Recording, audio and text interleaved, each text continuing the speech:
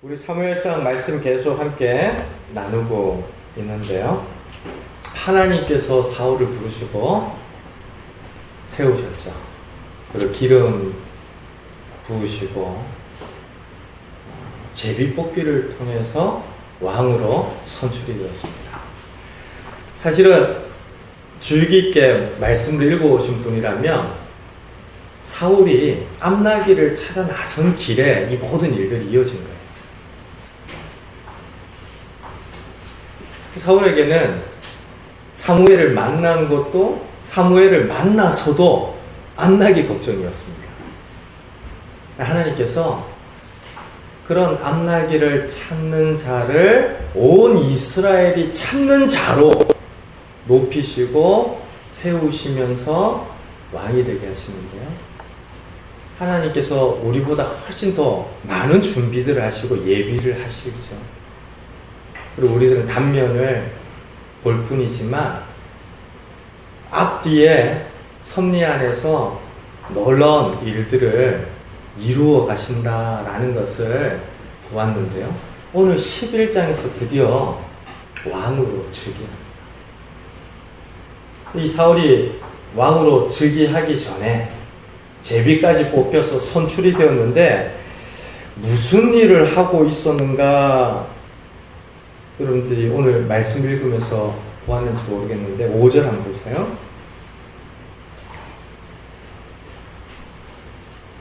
밭에서 소를 몰고 왔다 그래요. 왕인데 밭일을 하고 소를 끌고 오다가 이제 15절에서 보는 것처럼 왕으로 즉위를 하게 됩니다. 우리가 이 11장 전체를 사울의 인생 전체와 더불어 생각하고 또 왕으로 즉위하는 계기를 통해서 오늘 좀 몇 가지 은혜들을 나누었으면 하는데요. 그 계기가 되는 사건이 있었습니다. 1절 말씀 보니까 암몬 사람 나하스가 올라와서 야베스에 맞서 진을 쳤다라고 하죠. 암몬 족속이 이스라엘을 공격해 온 겁니다. 여러분들이 전쟁의 세대들이 거의 아니시기 때문에 전쟁의 어떤 비극이나 참상들을 뼈저리게 안다. 이게 참 쉽지 않겠죠. 그러나 전쟁을 고스란히 겪은 세대들은 어떻게든 전쟁은 안 된다라고 이야기합니다. 어떤 경우에도 전쟁은 일어나서 안 된다라고 경계하기도 하고 목소리를 높여 주장하기도 하는 이유가요. 그것이 이기든 지든 전쟁이라는 것 자체가 많은 비극을 가져오기 때문에 더군다나 상대가 우리보다 강하다. 그래서 우리가 아무리 싸워도 이길 가능성이 없어 보인다라고 할 때에는 굉장히 참 두렵고 공포스러운 일이 전쟁이죠. 지금 암몬 족속이 길르안 야베스에 쳐들어온 이 상황은 굉장히 심각한 문제 상황이에요. 우리 삶에 갑자기 이런 일들이 얼마든지 일어날 수 있죠. 뜻하지 않게 찾아오는 고난이나 전혀 예기치 못했던 일들이 우리 가운데에도 얼마든지 이와 똑같은 형태로 다가올 수 있는데요. 야외 사람들이 기가 완전히 눌렸습니다. 오늘 이 시대에도 성도들 가운데 하나님을 자꾸 잊어버리고 현실에 기가 눌린 분들 많아요.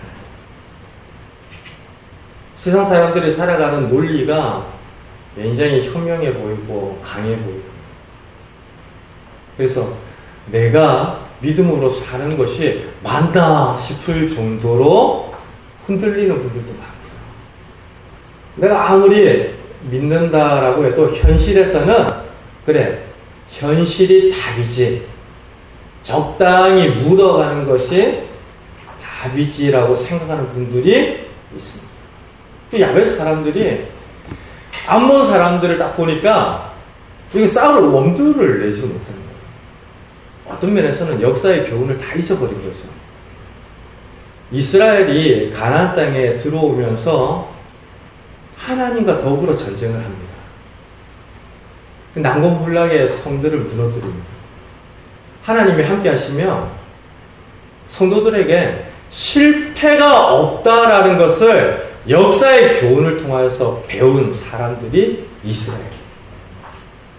근데 우리가 여호수아서를 읽으면서도 깜짝 놀라죠. 전쟁이 일단락 되어지고 이제 2단계, 3단계 남은 땅을 정복해가는 전쟁으로 넘어가기 전에 기업 분배를 하는데, 기업 분배를 하면서 이전에 하나님께서 승리케 하셨던 능력이었고 자랑이었음을 다 잊어버려요. 그래서 지난 주 중에 에브라임과 므낫세 지파가요, 여호수아가 저 땅을 개척하라 라고 이야기했는데, 그 땅을 개척하기도 전에 이 산지는 우리에게 넉넉지 않습니다 라고 이야기하고, 철병거가 있어서 안 됩니다, 싸워도 안 됩니다, 이런 이야기예요. 이전에 여리고성을 무너뜨렸던 것도 이스라엘이 가나안 전역을 점령해 갔던 것도 철병거가 있는 상대를 대상으로 했던 거예요. 정작 문제는 현실이 강하거나 철병거를 가지고 있기 때문이 아니고요, 하나님을 믿지 않고 있는 그들의 영적 상태에서 문제가 생기는 거죠. 지금 야벳 사람들의 현 주소도 그렇습니다. 암몬 족속이 들어왔어요. 그러나 이스라엘을 지키시는 진정한 왕이 누구십니까? 하나님이시죠. 하나님에 대한 믿음이 그들 가운데 견고하게 자리 잡고 있었답니다. 그들의 중심 가운데 하나님을 인정하고 어떤 일들을 만나든지 하나님께 의뢰하면 된다 라고 하는 믿음이 분명했다면 암몬 족속 뭐 그렇게 문제될 것 아니에요. 그런데 오늘 우리가 읽었던 1절 말씀에 어때요? 진을 치자마자 야벳 사람들이 나하스에게 이야기하기를 우리와 언약하자, 그리하면 너를 섬기리라 라고 이야기합니다. 하친을 맺자는 거예요. 언약하자라고 하는 것은 자르다라는 건데요, 오늘 다 잘라내는 거예요. 우리의 권리 잘라내고 우리의 주장 잘라내고 우리가 하고 싶은 거 다 잘라내고. 여러분들 기억하세요. 하나님과 언약을 맺잖아요. 그럼 여러분들 권리 잘라내셔야 돼요.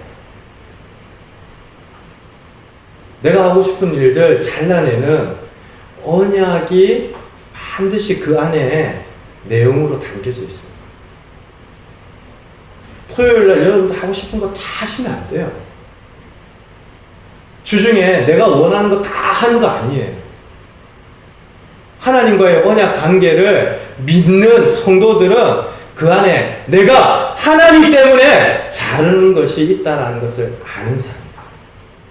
지금 야벳 사람들이 당신들하고 언약을 맺겠다라는 것은 하나님과의 언약 관계처럼 당신과 하친을 맺고 싶다라는 건데, 당신을 섬기면서 내가 종이 되겠습니다라는 거예요. 내가 하나님의 백성으로 누리는 자유, 이 땅의 주인 행세를 하면서 하나님께 받은 기업을 청지기로 섬기는 이 특권 다 내려놓고 암몬 당신의 종이 되겠습니다. 지금 싸워보지도 않고 이렇게 무릎 꿇는 거죠. 참 굴욕적이죠. 하나님 없으면요, 이런 굴욕은 얼마든지 하나님의 백성 이스라엘 역사 가운데 있었거든요. 하나님이 중심이었으면 성도들의 삶 가운데에도 굴욕적인 일도 많습니다. 남들이 손가락질 하지 않고 뭐라 하지 않아도요, 내가 가만히 하나님 앞에서 나 자신을 돌아보면서 생각할 때 정말 굴욕적인 그런 순간들이 있어요. 여러분들 예배 정말 아프세요? 예배 현장에서 지난 한 주의 삶을 돌아보면서 하나님이 주신 은혜에 대한 감사와 기쁨도 넘쳐나지만, 내가 왜 그때 하나님 더 의지하지 않았어? 하나님 더 가까이 구하지 않았을까? 뭐 이런 여러분들의 삶에 대한 진지한 회개가 예배 가운데 있어야 하잖아요. 오늘날 이 예배에 참회의 기도가 빠져서 저도 개인적으로 좀 안타까운데요. 원래 예배하기 전에 싸운 지체들하고 용서를 구하고, 그쵸? 하나님과 다투었던 일들에 대하여서 회개하고. 사실은 그게 성도의 긴장이고 하나님을 경외하는 성도의 중심이죠. 근데 오늘 그런 부분들에 대한 긴장들이 너무나 사라져가고 있는 것은 아닌가 싶은데, 돌아보면 하나님 앞에 서면 나타날 수밖에 없는 굴욕적인, 너무나 믿음이 없이 행하였던 일들이 우리 가운데도 있단 말이에요. 지금 암몬 족속을 보자마자 야베스가 우리의 권리 다 포기하면서 종이 되겠다라고 이야기를 할 정도였으니까요. 얼마나 비참한 상황이 일어난 겁니다. 근데 암몬 사람들이 하는 이야기 들어보세요. 2절 같이 읽을까요? 암몬 사람 나하스가 그들에게 이르되 내가 너희 오른 눈을 다 빼야 너희와 언약하리라. 내가 온 이스라엘을 이같이 모욕하리라.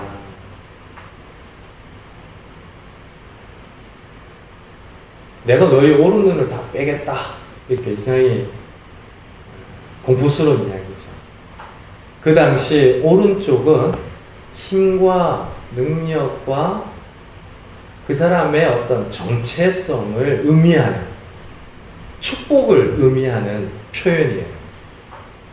그래서 야곱이 마지막에 축복할 때 요셉의 두 아들에게 오른손 왼손을 얹어서 축복을 하는데, 형인 므낫세에게 왼손을 얹고 동생인 에브라임에게 오른손을 얹어요. 그랬더니 일평생 가운데 한 번도 하나님과 다른 생각을 가지고 있었구나라는 것이 드러나지 않았던 요셉인데, 야곱에게 이야기합니다. 아니, 장자에게 오른손을 주시고 차자에게 왼손을 얹어주십시오. 그러면서 아버지의 손을 이제 가져다가 바로 잡으려고 해요. 그런데 야곱이 그렇지 않다. 내가 알고 있다 그래요. 하나님의 섭리 가운데 분명히 먼저 된 자가 나중되고, 나중된 자가 먼저 되는 것과 같이 먼저 된 자가 나중되는, 지혜롭다 하는 사람들이 부끄럽게 되고 약한 것이 강하여지는 이런 하나님 나라의 질서가 있거든요. 그러니까 장자라고, 혈통적 장자라고 우선순위 아니에요. 세상에서는 그것이 현실이다라고 이야기할지 몰라도 하나님은 그런 현실을 얼마든지 비우시면서 뒤집어 놓으실 수 있는 하나님이신데요. 그때 나타난 것이 오른손, 왼손 이런 거죠. 그래서 시편의 기자들도 오른쪽에 관한 이야기들을 참 많이 하는데, 오른쪽 그러면 힘, 능력, 그 사람의 하나님께 받은 축복 의미한다고 생각합니다. 근데 그런 오른편에 눈을 뺀다라는 것은 이게 전적으로 파멸시키겠다는 거거든요. 지금 암몬 족속은 화친하고 싶은 생각이 없습니다. 땅을 빼앗고 싶은 생각이 없어요. 그들은 사실 역사 속에서 사사 입다에게 도전했다가 패배했던 쓰라린 기억을 가지고 있습니다. 좀 사사 시대 다음이 사무엘 상으로 이어지니까 지금 시간적으로만 따져도 거의 한두 세대에 일어났던 일입니다. 그러니 암몬 사람 나하스는 와신상당한 거예요. 복수의 칼을 갈아서 길르앗 야베스에 도전하며 이스라엘을 흔들었던 것인데요. 그러니까 싸우지도 않고 내가 종이 될게요. 조공을 바치든 강제 노역을 하든 당신을 섬기겠습니다라고 하는 야베스 사람들의 제안이 탐탁치가 않아요. 피를 보겠다는 거예요. 그래서 공포스러운 저주로 전쟁을 치르고야 말겠다. 그 의지를 전하는 것인데 오른쪽 눈을 빼겠다 이렇게 이야기해요. 그러니까 야베스 사람들이 난리가 났어요. 종이 되겠다고 하는데도 오른쪽 눈을 빼겠다고 그러고 이걸 전체적으로 파멸시키겠다라고 하는 의지를 드러내니까요. 사정을 합니다. 7일만 좀 시간을 달라는 거예요. 3절 말씀인데 우리 같이 한번 읽을까요? 야베스 장로들이 그에게 이르되 소리내서 읽으세요. 다시 읽습니다. 야베스 장로들이 그에게 이르되 우리에게 이래 동안 말미를 주어 우리가 이스라엘 온 지역에 전령들을 보내게 하라. 만일 우리를 구원할 자가 없으면 내게 나아가라. 7일 동안의 시간을 주면 우리가 이스라엘 전역에 전령들을 보내서 한번 우리를 구원할 자가 있는지를 알아보겠다. 암몬 사람들 입장에서 보면 이 야베스 사람들이 7일 동안 시간 달라고 하는 게 이게 유리한 겁니까? 불리한 겁니까?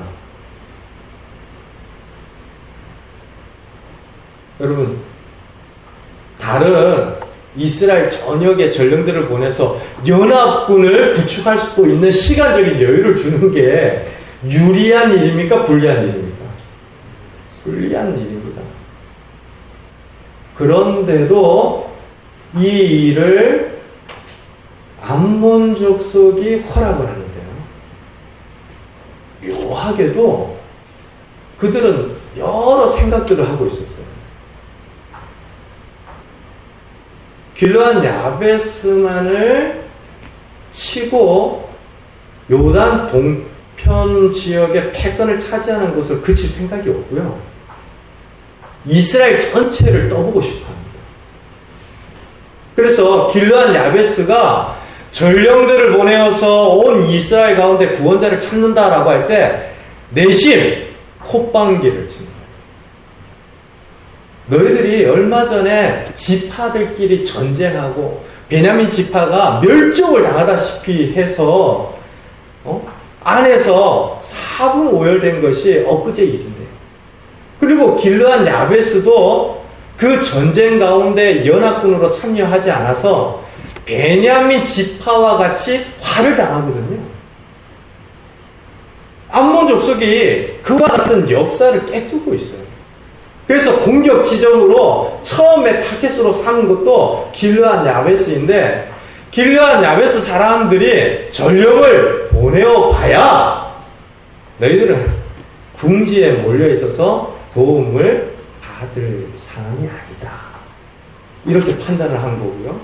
또 구원자들이 있다 하면 어느 정도인지 이번 기회를 통하여서 한번 테스트를 해보자라고 하는 교만에서 나오는 나름대로의 전략적인 생각들이 그 일을 허락해 합니다. 결과적으로는 자기 자신들에게 불리한 것을 지혜롭게 생각하면서 유리하다라고 오판을 한 것인데요. 하나님의 일하심은 참 놀랍죠. 우리만 잘해서 잘 되고 이런 게 아니에요. 우리가 운전하면 그런 긴장들 느끼잖아요. 내가 잘한다고 운전이 안전해지는 건 아니에요. 하나의 약속 안에서 나도 잘하고 저 사람도 잘해요. 나는 멀쩡하게 운전을 하는데 저 사람은 술 마시고 운전한다. 졸면서 운전한다. 그것만큼 공포스러운 일이 없잖아요. 근데 하나님께서 우리의 일을 섭리하시고 하나님이 뜻하신 일들을 이루어 가실 때요, 우리 가운데에서도 사울을 불러내고 왕으로 세우시는 그와 같은 일을 성실하게 하실 뿐만 아니라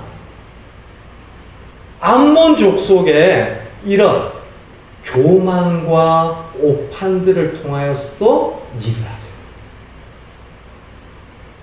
그러니 사울이 왕이 되어가는 과정과 더불어서 이 암몬 족속이 정말 불리한 판단들을 스스로 지혜 있다라고 여기면서 허락하는 이런 모습들을 보면요, 하나님 그 섭리는 놀랍습니다. 우리가 훗날 포로로 잡혀갔던 이스라엘이 다시 예루살렘을 중심으로 한 이스라엘에 돌아오는 것 볼 겁니다. 그때 성경이 뭐라고 이야기하냐면 하나님이 고레스 왕의 마음을 휘저었다라고 이야기해요. 감동시켰다라고 하는 게 마치 막대기로 뭐 습이라든지 이런 뭐 액체 있잖아요. 쫙 넣어서 이렇게 휘저는 거 이야기하는 거거든요. 그러니까 이방 나라의 왕이나 그들의 생각이나 그들의 교만이나 그들의 전략이나 그들의 결정까지도 하나님의 섭리 안에서 합력하여 선이 되게 하는 과정이 되고 도구들이 된다라는 점을 우리가 기억한다면 틀림없겠죠. 하나님이 나와 함께 하시고 나를 위하여 일하신다. 그렇다면 걱정하지 마십시오. 사실 이 야베스 장로들이 온 이스라엘에 우리를 구원할 자를 찾겠다라고 하는 이 질문은요, 이 사무엘상 안에서 굉장히 중요한 질문입니다. 여러분들 지난주에 마지막 말씀 보셨어요? 10장 27절 한번 보십시오. 같이 소리내서 읽습니다. 어떤 불량배들인데 이 사람이 어떻게 우리를 구원하느냐고 멸시하며 예물을 바치지 아니하였으나 그는 잘자라. 사울이 제비를 뽑아서 왕으로 선출되었는데 불량배들이 막 비웃고 멸시하는 겁니다. 저거 왕 되겠나? 베냐민 지파 출신이고 이제까지 뭐 한 일도 없는데 갑자기 뭐 안나기 찾다가 왕이 됐다고? 참 답답하다. 이거 이해가 되지 않는다.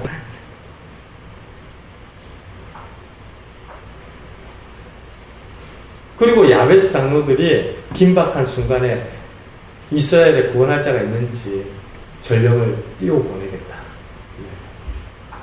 그러니까 저 사람이 우리를 구원하겠나? 그리고 이스라엘에 진짜 구원할 자가 있는가? 마치 사울이 이 돌을 딛고 역사의 현장에 나아오도록 질문이 디딤돌의 역할들을 하고 있죠. 마치 있다! 이스라엘이 어떤 형편과 공경 가운데 놓일지라도 구원하는 하나님의 계획이 있다라는 것을 알리도록 말이에요. 그래서 불량배들의 멸시를 하나님이 응답하십니다. 야베스 장로들이 구원받기를 간절히 바라면서 전령을 띄워보내며 이스라엘 가운데 구원할 자가 있는가? 이 질문에 응답하세요. 사울이 이 상황과 이 엉켜있는 문제들에 대한 응답으로, 하나님의 응답으로 나타나는데요.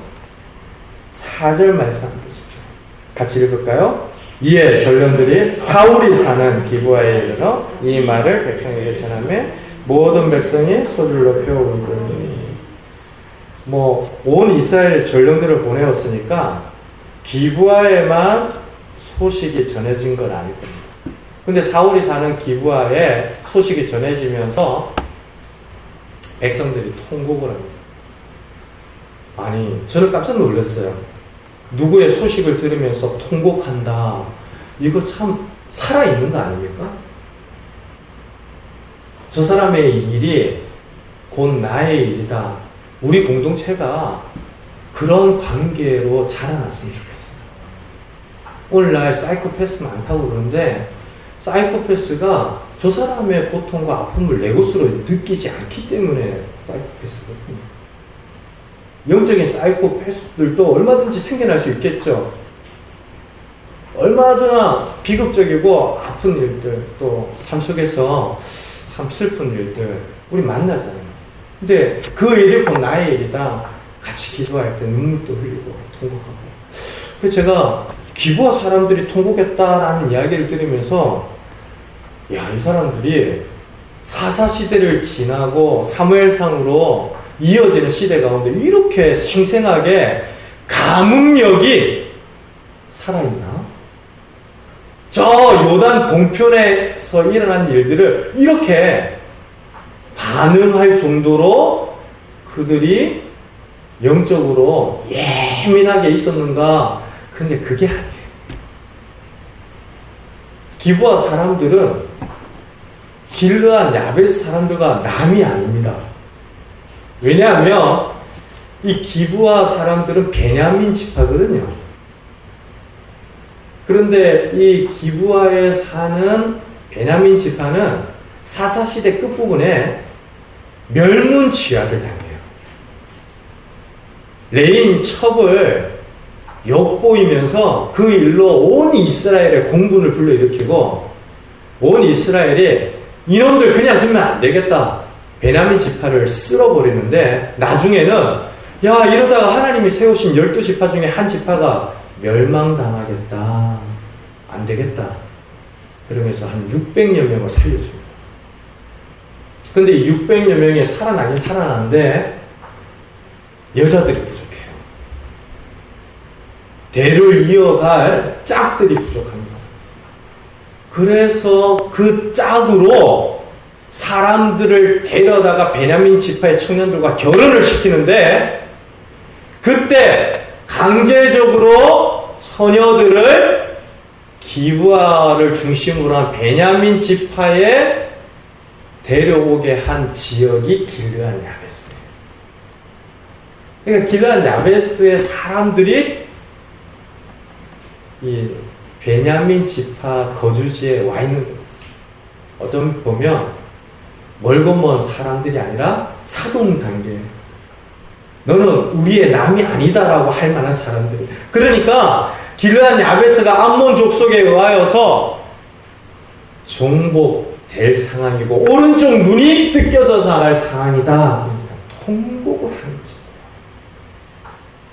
마침 반일을 하던 사울이 이 소식을 듣고 하나님의 영이 임하고 크게 분노하게 되죠. 5절 말씀인데 소리내서 한번 읽읍시다. 마침 사울이 밭에 소름을 보다가 이르되 백성이 일로 오자 그들이 앞에 말을 전하니라. 이 이야기를 들을 때 6절 보세요. 같이 있습니다. 사울이 이 말을 들을 때 하나님의 영에게 크게 감동되매 그의 노가 크게 일어나.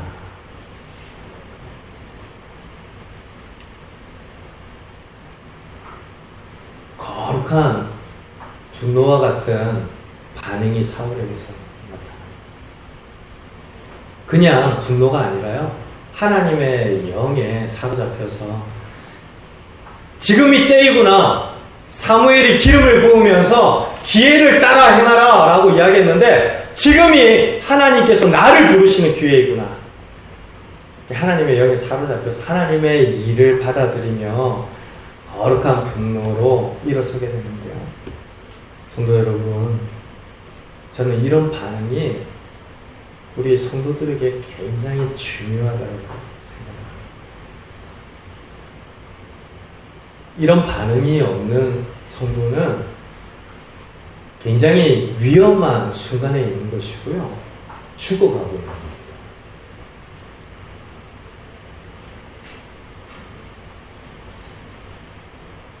이 세상의 현실 가운데 살다 보면 여러분들 가슴이 뜨거워지는 법을 잊어버립니다. 꿈을 꾸는 법도 잊어버려요.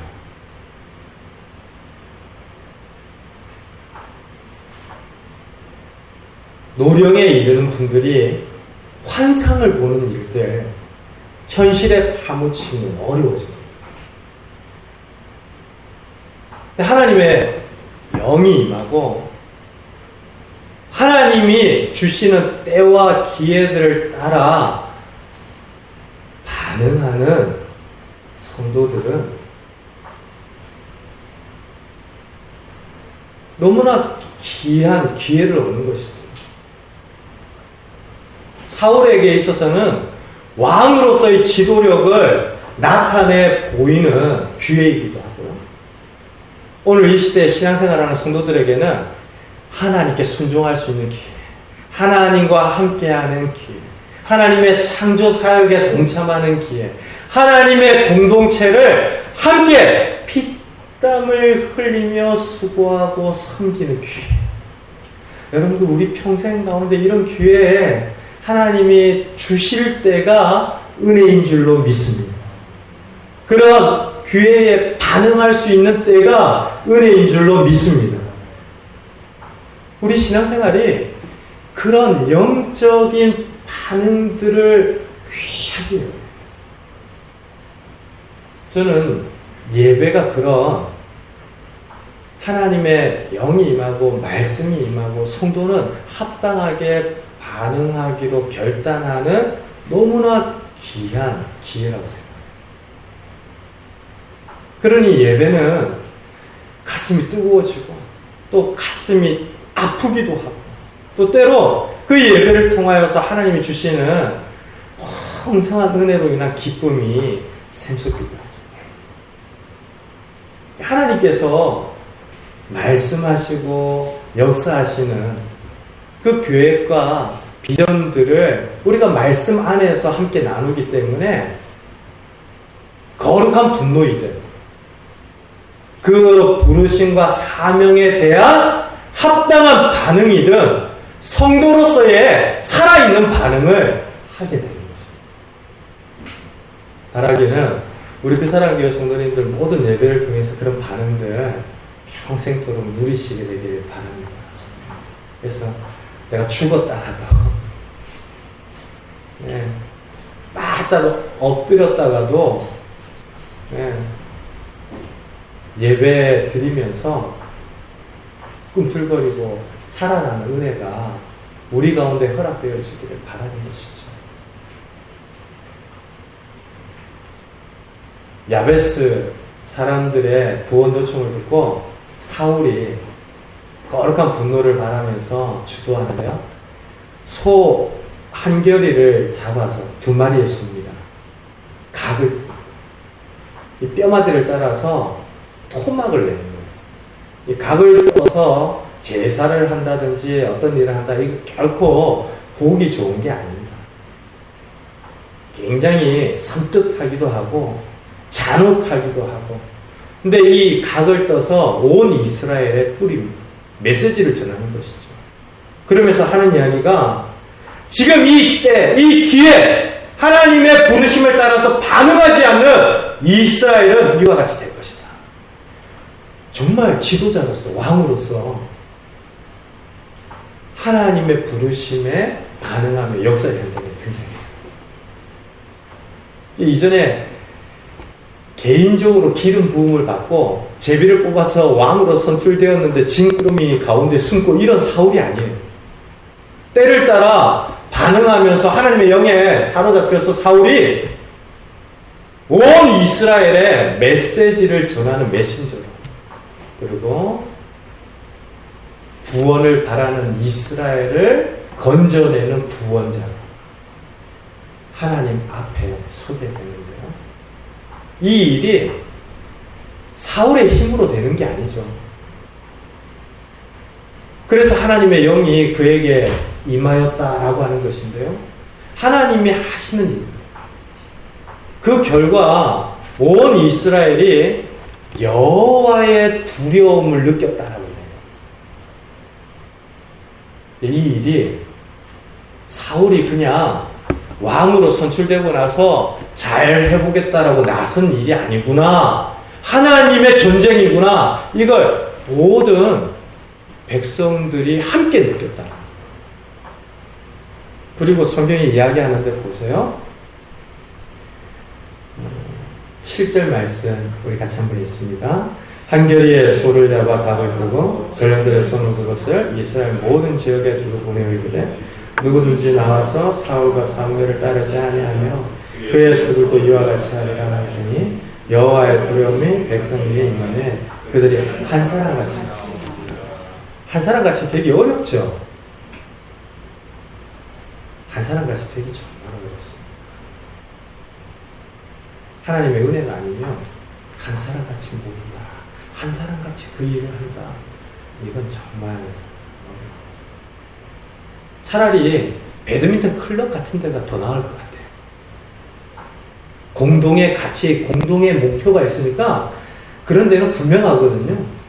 교회를 만들고 그 해책을 만들어서 거기에 준하지 않는 사람은 그냥 제명하면 끝만이에요. 근데 교회 공동체는 그런 곳이 아니잖아요. 그러니 다양한 배경, 다양한 기질, 정말 소우주들 아닙니까?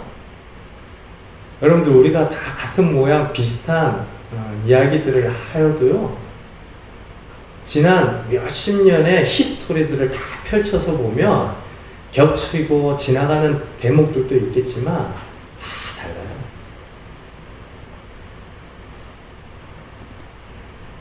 정말 신비로운 존재들입니다. 근데 이런 다양한 사람들이 한 사람과 같이 되어 나왔다. 정말 하나님께서 역사하시고 은혜 주셔서 이스라엘 백성들이 하나님을 바라보고 경외심을 느끼며 이 전쟁 가운데로 모여든 것인데 여호수아서에나 등장할 만한 일이 일어난 겁니다. 그러니까 사사시대의 그 길고 긴 암흑기, 또 새로운 시대로 전환되어 가면서 하나님 앞에서 미스바의 부흥 집회를 했던 이스라엘이 얼마 되지 못해 왕을 구하며 하나님을 버리는 반역이 있었잖아요. 그런 이스라엘을 향하여서 하나님이 포기하지 않고 사람을 세우시고 일으키셔서 다스리기를 원하시는데 거기에 감흥이 있었던 겁니다. 그 이스라엘 백성들이 모여들고요. 그 모여든 장정의 수를 헤아려 보니까 얼마나 됩니까? 30만 명. 그리고 유다 사람이 3만 명이에요. 많은 숫자죠. 그래서 이 숫자에 대해서 학자들이 의견이 굉장히 분분합니다.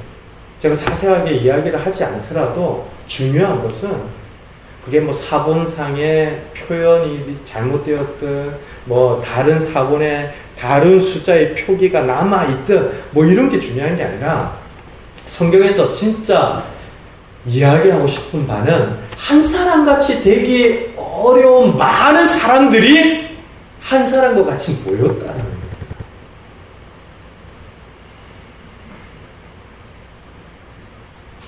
사울이 하나님의 말씀에 반응하여서 외치니까 순종합니다.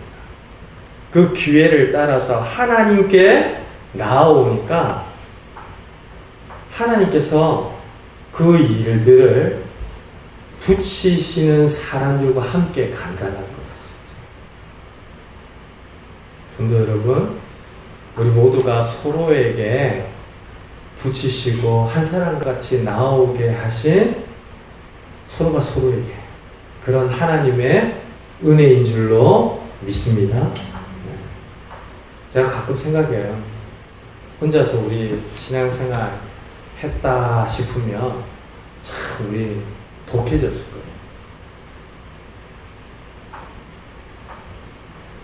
나 혼자 신앙생활 했다 그러면 공동체에서 계속해서 겉돌 수도 있었을 거고, 나 혼자 신앙생활 했다 그러면 평생도록 잘난 줄만 알고 하나님 앞에서 진짜 무릎 꿇는다는 걸 모르고 사는 그런 성도들도 있었겠다 싶습니다. 그건 제 이야기일 수도 있겠는데, 우리 모두가 조금씩은 해당되어지는 일들 아니겠어요? 하나님께서 한 사람과 같이 모이게 하시고 부치시는 일들, 은혜를 통하여서 이 전쟁을 감당하도록 하는데요. 사울이 보십시오. 그 즉시 모이자마자 전령을 보냅니다. 이거 좋은 기회다. 내가 이제까지 왕으로 기름 부음도 받고 제비를 통하여서 뽑혔는데 정식으로 데뷔할 기회가 없었거든. 이제 이렇게 30만 명이나 넘는 장정들이 모였으니까 왕권을 강화해야지. 그 전쟁의 목표를 자기 자신에게 두었다면 그렇게 못했을 겁니다. 그런데 사울이 그렇게 많은 사람의 수가 한 사람같이 모였다는 사실을 확인하자마자 하는 일을 보십시오. 9절인데 같이 읽습니다. 무리가 와 있는 전령들에게 이르되 너희는 길르앗 야벳 사람에게 이같이 이르기를 내일 해가 더울 때에 너희가 구원을 받으리라. 전령들이 돌아가서 야벳 사람들에게 전하매 그들이 기뻐합니다. 복음도 듣잖아요. 오늘날 우리가 전도하는 복음과 다를 바 없는 구원의 소식입니다. 자기 자신의 왕권, 자기 자신에게 주어진 기회, 30만 명이나 모여서 왕으로 휴대하는 것 같은 이 전쟁의 긴박한 상황에서 나를 생각하면 이렇게 못해요. 근데 진짜 도움이 필요한 야벳 사람들의 형편, 구원을 바라는 이스라엘의 고통, 그것을 아니까 전령을 보내어서 내일 더워질 때, 정오 때인데요, 구원이 있을 것이다 라고 좋은 소식부터 저는 앞으로 우리 신앙생활 가운데 이런 은혜, 이런 감격들이 우리 성도님들에게 많이 경험되어지기를 바랍니다. 나 자신만 생각하며 사는 사람은 결코 행복할 수 없습니다. 아무 문제 없이 살아도 그게 또 행복한 게 아니에요. 여러분들 진짜 행복은 하나님이 주시는 건 줄 믿습니다. 하나님과 합하여 살고, 아, 내가 정말 바로 가고 있구나. 하나님이 하나님의 의로 우리를 함께 이끄시고 도우실 때 우리 영혼 가운데 그런 참 만족과 기쁨이 생겨납니다.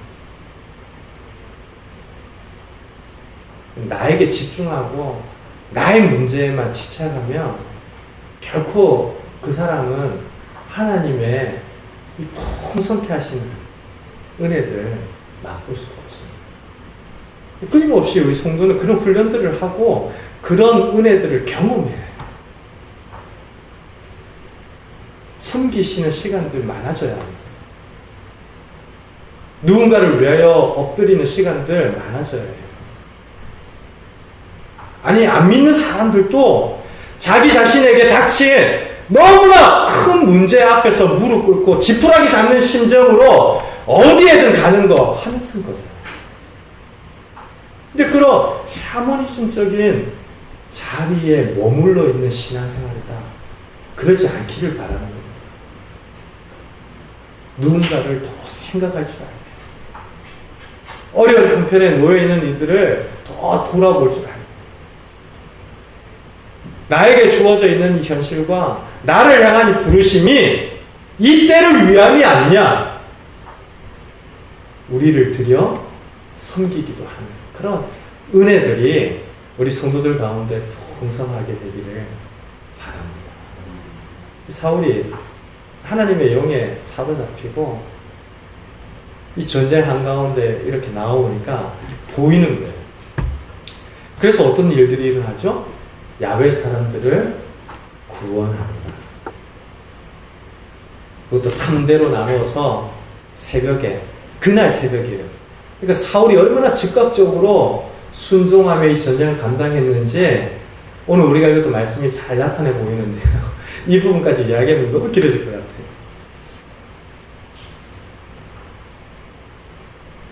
맹목적인 어떤 믿음이나 확신을 야벳 사람들한테 던져놓고 우왕좌왕한 것이 아니라 분명한 믿음을 가지고 지혜로운 전략 안에서 그 일들을 성취하게 되는데요. 사람들이 이야기합니다. 이 부분이 좀 중요해요. 아니, 사울이 이렇게 뛰어난 사람인데, 사울이 왕으로서의 자격과 자질을 충분히 가진 사람인데 누가 비웃었지? 아니, 어떤 불량배들이 사울 보고 우리를 구원할 수 있겠냐 이야기합니까? 그 위대한 승리의 순간에 적대 세력들을 색출하고 제거해버리자라고 제안을 해요. 왕권을 강화하고 사울의 혁혁한 정가와 승리를 더 드높이기를 바라는 사람들의 이야기가 쏟아지기 시작했습니다. 근데 지난주에도 이야기했지만 사울의 일평생이 하나님의 소리를 들을 것인가 사람의 소리를 들을 것인가의 싸움이었다 말씀드렸잖아요. 성도도 마찬가지입니다. 나의 소리를 들을 것인가 사람의 소리를 들을 것인가 하나님의 소리를 들을 것인가. 우리 성도들에게는 너무나 중요한 싸움이죠. 우리에게 주어져 있는 축복의 선물인 가정도요, 사람 소리 들으면 한순간에 난잡합니다. 한순간에 깨어지는 거, 그거 정말 우스워요. 제가 종종 사용하는 표현이 있지만, 님의 점 하나 찍으면 남이잖아요. 오늘날 사회적인 위기로 대두되는 가정 해체라든지 가족의 위기들 보면 좋다가도 깨어지는 거 한순간이에요. 가족이 그 정도니까 공동체는 어떻겠어요? 지금 위대한 승리의 순간에 사람들이 이야기를 하는데 그런 위기로 또 다가오는 거예요. 근데 사울이 거절합니다.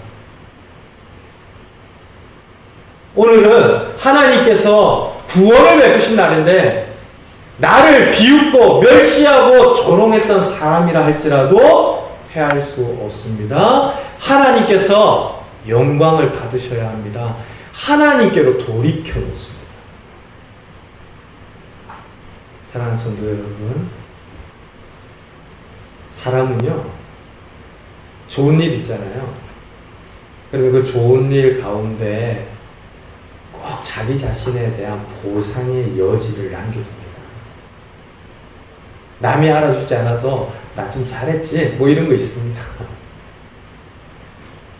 근데 그걸 부추기면서 다른 누군가가 이야기를 하면 지금 사울의 상황도 얼마든지 그럴 수 있는 거예요. 그렇지, 내가 한겨리의 소를 토막내어서 30만이나 넘는 장정들을 모아서 전쟁을 치르지 않았다면 어떻게 이런 일이 되었겠어? 난 진짜 왕의 자질이 있었나 봐. 그것이 아니라 해도 사람들이 이야기하는 바대로 그래, 나를 비웃었던 건 하나님을 비웃었던 거지, 얼마든지 대적자들을 색출해서 처단할 수 있는 힘이 이제 사울에게 주어졌어요. 근데 백성들의 소리 가운데 묻어있는 사울에게 집중하도록 하는 그 힘을 사울이 자기 자신을 위해 쓰지 않고 하나님께로 돌이켜 놓더란 말이에요. 그게 결국에는 사무엘이 이야기하는 바와 같이 나라를 세우게 하는 일에 발판이 되고 토대가 됩니다. 저는 가정을 새롭게 하는 일이 이런 일이라고 생각해요. 여러분들의 직장을 새롭게 하는 일이 이런 일이라고 생각해요. 이거 내 거 아니다 하는 게 하나님 앞에 있는 것이다. 이게 갱신입니다. 우리는 살아가면서 시간이 더해지고 연륜이 쌓이잖아요. 내 것들을 많이 확보하려는 싸움들을 해요. 그래서 이 세상 사람들이 그렇게 많은 부동산을 가지고도 만족하지 않고 꽤 먹고 살만한 소유들을 지니고 있으면서도 늘 쫓기잖아요. 어떻게든 쌓고 확보하려고 해요. 근데 성경이 끊임없이 우리들에게 이야기하는 바가 뭡니까? 그거 스승아 네 거 아니다 그래요. 그걸 어려워도 때론 불편해도 너무 부담스러워도 확인하고 고백하면서 하나님께 인정하고 그 앞에 돌려놓는 이것이 결국에는 하나님의 나라를 갱신하는 일이에요. 지금 사울이 그렇게 용서하고 그렇게 하나님께 돌이켜 놓으면서 이스라엘의 왕정 제도가 자리를 잡게 되는데요. 성도 여러분, 돌려놓으십시오. 여러분들의 시간, 여러분들 거 아닙니다. 우리에게 맡기신 거 우리들 마음대로 할 수 있다라고 하신 거 아닙니다. 우리의 가정도 하나님의 가정 아니에요? 나에게 주신 이 직장도 하나님께서 맡기신 사명지 아닙니까? 내가 만날 수밖에 없는 그 관계들이 지금 나에게 주어진 하나님의 기업 아니에요? 하나님 앞에서 하나님의 것임을 인정하는 그것이야말로 나라를 새롭게 하는 것이고 갱신이고 이후에 하나님 다스리시는 나라의 토대를 기준입니다. 어떤 면에서 사울을 본받읍시다 이렇게 이야기하면 오늘 11장 전체의 메시지 다 놓치는 거예요. 그렇게 말씀드리는 것이 아니라 이 과정 중에 나타난 하나님의 신실하심을 굳게 믿고 우리의 삶 가운데에서 끊임없이 우리 자신에게 맡겨진 것에 참된 주인이 왕이 누구신가를 확인하며 고백하며 살자라는 그럴 때 하나님 우리를 통하여서 일하시며 하나님의 뜻을 이루어 가실 줄 믿습니다. 네. 이번 한 주 동안에도 우리 각자 삶의 자리들을 갱신하는 새롭게 하는 큰 은혜와 기쁨들 누리는 저와 여러분들 되시기 바랍니다. 우리 같이 한번 기도합시다.